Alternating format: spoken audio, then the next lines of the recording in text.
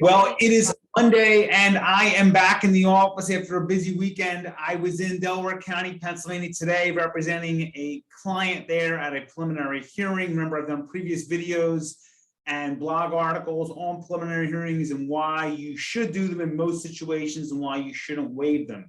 Even though in the counties, as we call them, those courts outside of the Philadelphia metro area, we call them the counties typically sometimes. And a lot of times when we go out there, the DAs in the room almost expect us to waive the hearings. In this particular case, I instructed my client not to waive the hearing because the DA was not really offering my client anything, was simply agreeing to dismiss some very low graded misdemeanors, which won't really have an effect on the case. And further, it was a conditional dismissal, meaning that my client had to later plead guilty in the Court of Common Pleas, which is the trial level in Pennsylvania. And really, so because we weren't receiving anything, we went out and did the hearing. And really understanding that in most situations, your matter will be held for trial, but we're doing the hearing to set up possible pretrial motions.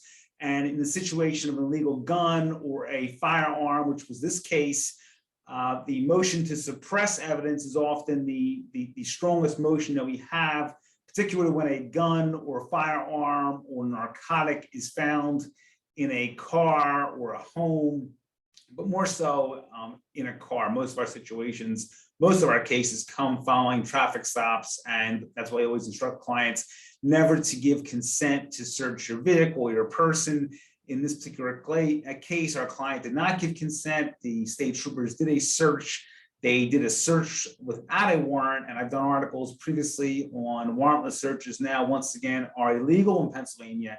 And because our client did not give consent and because police acted without a search warrant, I feel very confident going at the trial level with a motion to suppress in this case. So if you have questions about motions to suppress or preliminary hearings in Pennsylvania, remember, don't simply waive them.